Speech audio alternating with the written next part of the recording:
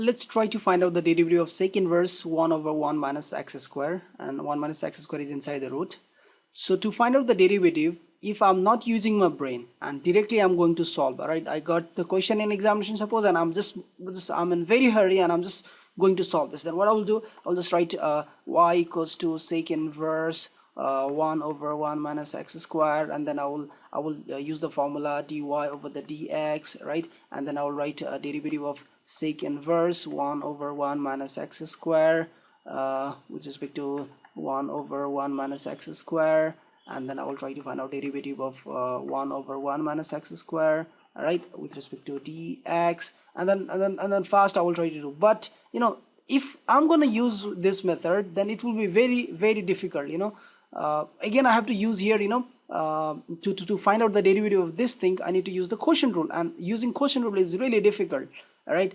And so it is, you know, a kind of lengthy process. I feel you can go in a smarter way. See how, if you first simplify this properly, see what you're gonna get. If you simplify this first, sec inverse, it is 1 over 1 minus x squared, all right?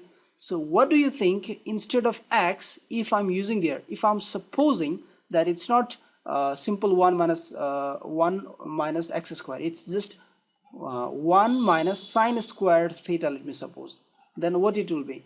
It was sec inverse 1 minus 1. So now what it can be? It can be sec inverse 1 over, now 1 minus sine squared theta, that is cos squared theta, all right? So further what it will be? Sec inverse, now 1 over cos square theta, that's actually 1 over cos theta, and further it will be sec inverse sec theta, right? 1 over cos theta is actually sec theta. So finally sec inverse sec theta is actually theta. See, so y is going to be theta. How simple it is.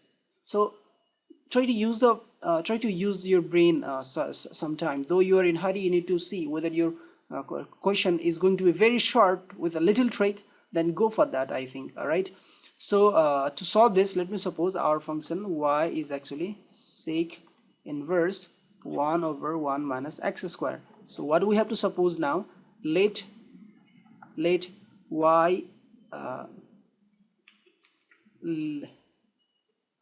x is equal with sine theta.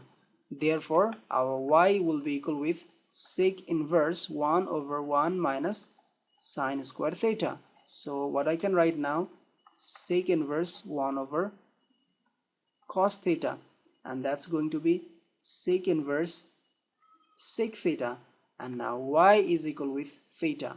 The reason I'm giving you here, y is equal with sec inverse cos theta, so in that case sec y will be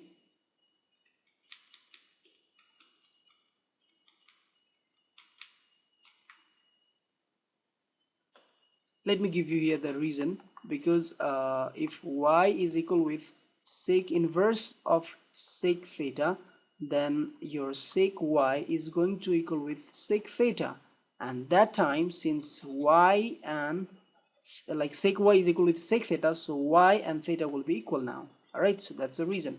So now we can differentiate y with respect to x, but first theta, let me represent in the form of x. Since x equals to sine inverse of theta, so what I can write, that theta is equals with sine inverse of x, all right? So just sine went another side, and now I can write here, let me do y is equal with sine inverse of x. So differentiating both sides with respect to x, I'll be getting derivative of sine inverse of x with respect to x is equal with 1 over 1 minus x squared, and here is our answer. Very simple it was, right? I hope you understand the way and the trick. Do not do hurry while solving the problem.